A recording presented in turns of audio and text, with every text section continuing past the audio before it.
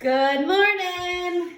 So our next lesson is going to be on text features, okay? We've learned about text features over and over and over again. We know that text features are very important parts of nonfiction books especially. We know that text features are there such as captions and close-ups and diagrams and labels and illustrations and photographs, glossary and your index and your heading. The list goes on and on and on.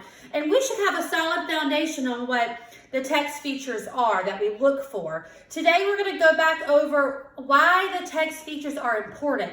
How do they help us connect to the text, either it be a passage or a book? How does the text feature help us understand what we are reading, okay? We have 7 different questions here. These are question stems that we are going to use to help us read through this book and help us better understand about amazing sharks, okay? It says, dive into the ocean world of sharks, big and small. So this is a nonfiction book. We know that nonfiction books are full of facts, full of real events. They tell us real information. So we're going to get some real information on sharks. We have our table of contents, which tells us what? If I wanted to read about scary hunters, I'd look on page 18. If I need to look at the glossary, I would know to go down to page 30, right? So it tells us where to look at in the book for our specific information. Sharks. I got my heading here, all shapes and sizes. So I know that heading is letting me know that this text is going to be about shark shapes and shark sizes. There are more than 450 different species of sharks, and they come in many different shapes and sizes. Some sharks are sleek hunters that speed through the water in search of their prey. Others, such as the whale shark, are giants that feed on tiny ocean creatures. Have a little caption here about this photograph. The mako shark has a powerful, streamlined body. So let's look up here. What's the purpose of the photo on pages 4 and 5? I have my photo here. Hope you can see it well. I've got my caption here. Again, the caption says, the mako shark has a powerful, streamlined body. So what do you think this is a photograph of? What kind of shark? A mako shark. This photograph goes along with the caption, and this caption, this text feature, is telling me and showing me in the photograph what the mako's body looks like. It looks powerful. It's streamlined. It's straight down. That's how that caption is helping me understand about the shape and the size of that mako shark. Yeah, pretty easy, right? Pretty good connection. Prehistoric sharks. Sharks have been swimming in the oceans for more than 400 million years. By the time the dinosaurs appeared, sharks had already been around for 200 million years. Holy cannoli. Megalodon was a monster meat-eating shark that died out about 1.5 million years ago. So I've got some captions here. Megalodon, showing me how powerful that megalodon is. Down here I have an illustration. This is a close-up of a shark's tooth. This is a fossilized megalodon tooth. How does this close-up of this shark's tooth help me connect to the text and help me connect to this photograph of the megalodon? Well, we're talking about how powerful they are. We're talking about how long they've been around. This is fossilized. This goes along with him being prehistoric. Okay. Where do sharks live? Sharks live in every part of the ocean, from the shallows to the deepest depths, and from rocky shores to coral reefs. Most are found in warm parts of the ocean. A few live in the cold oceans near North and the South Poles. In winter, the Arctic, the ocean, freezes over, and the Greenland shark survives underneath the ice. A shark living underneath the ice. Some sharks travel long distances to find food and to breed. This is called migration. All right, I've got another question for you. The map on pages 8 and 9, I've got a map here of a globe, which is that was one of your vocab words last week. How does the map connect to the text in an important way? Well, what is my text telling me? Let's go back and reread, right? We always want to read more than once to make sure our understanding is there, okay? Sharks live in every part of the ocean, from the shallows to the deepest depths, from the rocky shores to the coral reefs. Most are found in warm parts of the oceans. A few live in the cold oceans near the North and South poles. So my map here is showing me an illustration of how sharks migrate. Okay, in the winter or in the summer months, they are showing me what sharks are going from North America to maybe Africa, or from North America to the Atlantic Ocean. I know where bull sharks are, more down here in the Pacific. I know that in the Indian Ocean, I've got great white sharks migrating.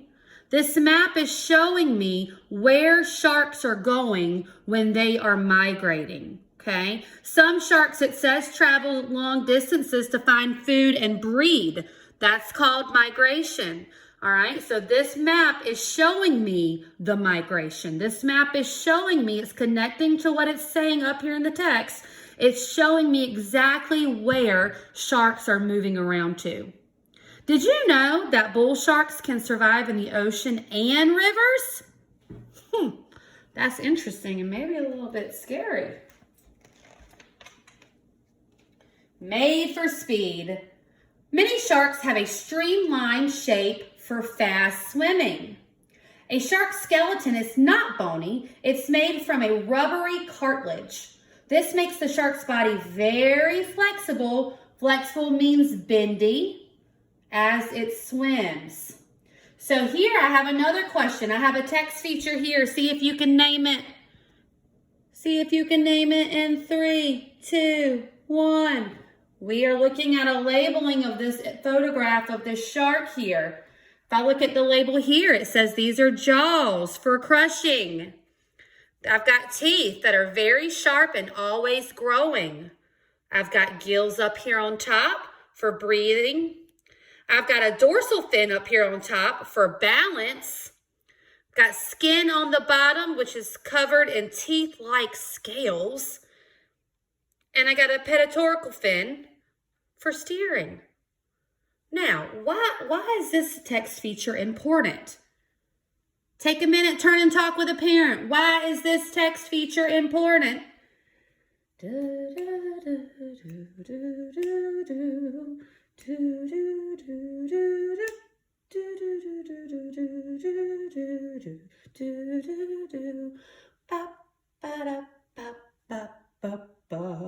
All right, what y'all come up with? Well, because of the labeling of this shark's body, I'm able to further understand my text down here that it's saying it's streamlined. It's not bony. It's made from cartilage, okay? Because of the cartilage, I'm able to steer. I'm able to balance. I've got my tail back here for power. So it's showing me that the shark's body is very flexible. It's bendy, okay? Did our labeling talk about any bones? No, it did not. Fun fact, in the past, shark skin was used like sandpaper to make wood smooth. So I don't know if you've ever helped a parent with sandpaper where you're rubbing it against the wood. If you have a piece of hardwood, you rub the sandpaper against the wood and it makes it smooth. So it's saying that the shark skin was once used as sandpaper. That's a cool fact. Here I have a close-up. This is another text feature. This is giving me a close-up view of the shark skin. So I see it down here in my photograph, but now I have it cut out and blown up so we can see what it really looks like. So remember, Down here, it said that the skin was covered in teeth-like scales. They look pretty sharp, don't they? I would not want to brush up against that in the water. All right, here we go. Hide and seek. Most sharks are ocean colored. This helps them hide from their prey. Look at this blue shark. From above, it blends in with the dark ocean floor. From below, it's hidden against the bright surface of the water. Got another photograph here that's giving me a visual of what we are talking about up here in the top. It's showing me what it's telling me. This shark is ocean colored, okay? He is able to easily hide from his prey because he's able to camouflage himself in the water. The wobbegong lies completely still on the ocean floor, waiting for a tasty fish to swim by. Its shape and color blends in with the sand, rocks, and seaweed. All right, so let's look at this text feature here. I have a text feature underneath, and what is that called? It's called a caption. Can you even see that shark, really? Look how well it blends into the ocean floor. Is he able to hide? It looks like he is. This wobbegong is perfectly hidden. Not only have I read about the wobbegong and how it can be completely still on the ocean floor and no prey can see it, but now I have a photograph of a close-up of a wobbegong that is showing me exactly how he hides himself.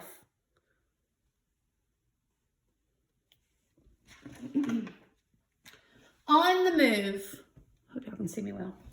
When a shark swims, it moves its body from side to side. The shark uses its strong tail for power. It uses its fins to steer and stay upright. Different sharks have different shaped tails. Some tails have evolved for fast swimming, others for cruising slowly after prey. Okay, we have some cutouts here. Got a tiger shark, thresher shark, swell shark, great white shark. Fact, some sharks, such as sand tiger sharks, can store air in their stomach to help them float. That's interesting.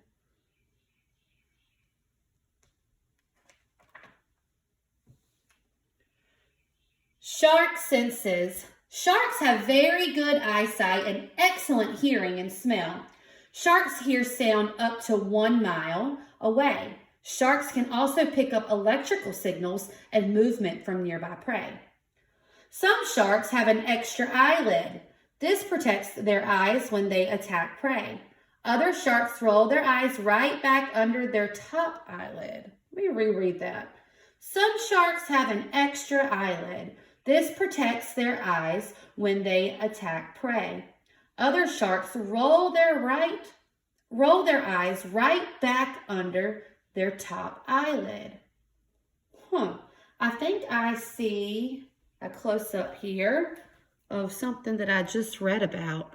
I think maybe I'm going to go check out that text feature and see what it's saying and showing me, because I think it might help me better understand what I just read. This half-closed eye belongs to the Caribbean reef shark. How is that helping me understand this text right here?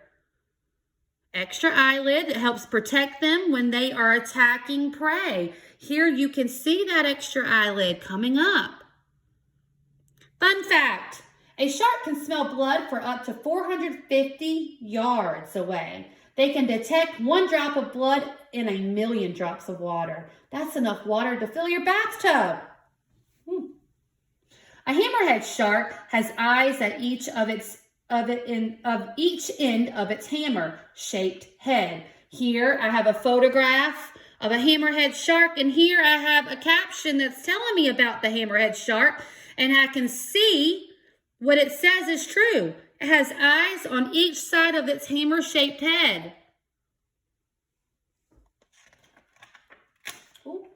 Oops. Scary hunters. Many sharks are fierce predators. A predator is a hunter that hunt fish, squid, seals, dolphins, and turtles. These sharks have a large mouth lined with sharp teeth. They swallow small animals whole or take huge bites out of bigger prey. Not all sharks eat in this way. Some have huge mouths but tiny teeth. They swim along with their mouth wide open, gulping in water and filtering out tiny fish and shrimp. Got 2 photographs with captions, even without looking at the captions, which I'm going to do because I'm not lazy bones. I'm going to go back and I'm going to look at those. But just looking at these photographs, I can go ahead and I can better understand the text that I just read. Here on this side, we read about sharks being fierce predators. They have large mouths lined with sharp teeth. Looks like that to me. See how this visual is helping me see that and understand it? And then over here on this side, we read about not all sharks having sharp teeth like that. We read about some sharks having huge mouths with tiny teeth, and they swim around with their mouths wide open. See how this visual connects to the text? Let's go back and look at our captions. Many sharks have sharp teeth and powerful jaws. The 33 feet long basking shark swims with its huge jaws stretched wide open. I think my mouth would get tired if I had to walk around or swim around with my mouth wide open all the time. What do you think? You try that? Baby sharks. Some sharks, such as blue sharks and lemon sharks, give birth to live babies called pups. What are baby sharks called? They are called pups. Other sharks lay eggs in the water. The eggs have a tough case to protect them. Inside, the yolk provides food for the growing pup. This is a lemon shark that has just been born. Now, let's go back and let's look at our heading here. Baby sharks. What did I just read about? I read about baby sharks that are called pups. The heading above tells me what to expect in my reading below. Fun fact, sometimes empty egg cases wash up on the beach. They are known as mermaid purses. Inside each of the egg cases is the embryo of a swell shark. Illustration or photograph here is telling me, giving me a visual about what these mermaid purses look like. You see why it's so important to look at all aspects on the page? Monster shark. Everything about this whale shark is enormous. It is not only the biggest shark, but it's also the biggest fish in the ocean. This giant can grow up to 50 feet long and weigh as much as 3 elephants. As a filter feeder, the whale shark swims along slowly with its mouth wide open to catch shrimp and other tiny ocean animals. Fun fact, the whale shark's mouth is lined with more than 300 rows of tiny teeth. Now, we have 2 rows of teeth. This whale has 300 rows of teeth. That mouth must be pretty big. Got a caption here. This human diver is tiny beside the whale shark. Look at the comparison that this text feature is making, comparing the size of a whale shark to that of a human. It really puts in the context how enormous that whale shark is. The great white shark. The great white shark is the largest meat-eating shark in the ocean. It is a fierce and dangerous hunter. Fact, the great white shark sometimes lifts its head out of the water to see what's around it. It's called spy hopping. A great white shark here in this photograph leaps out of the water to catch prey. Here in this photograph, it says the great white shark has jagged, razor-sharp teeth. Look at those teeth. Whew. All right, here we go. Shark attacks. I'm going to be reading about shark attacks. Some people think that all sharks are dangerous creatures that eat people. In fact, the chances of being attacked by a shark are very small. There are only about 80 shark attacks in the whole world each year, and fewer than 10 people are killed. So up here, it says, from below, a person on a bodyboard looks just like a turtle to a hungry tiger shark. Got a person on a bodyboard. And I got a turtle. Comparing the two. Can you see how maybe that could be mistaken by a shark? Down here, the tiger shark will swallow almost anything it finds, including garbage. Uh-oh. Got to make sure we're not littering here. Sharks in danger. Every year, millions of sharks die because of humans. Some sharks are hunted, some are caught in fishing nets, and some are killed by pollution. Scientists are helping save sharks and their habitats. So here it says scientists put tags on sharks to study how they behave. You can see some sharks in aquariums. Fun fact, some sharks are killed for their fins, which are made into soup. Let's go back and talk about this for a minute. So it's showing us a photograph of a tag that is placed on a shark. That way, scientists are able to track them. They're able to see their migration patterns, how they are moving throughout the year, okay? And then, of course, some are in aquariums that we can see when we are traveling with family. All right, you guys, text features are important. Make sure that you are reading everything that's on the page. And you know what? Sometimes you have to read it more than once. You have to read it once, twice, 3 times. You read it as many times as you need to make sure that you have a grasp, a good understanding of what you're reading, all right? Talk to y'all soon.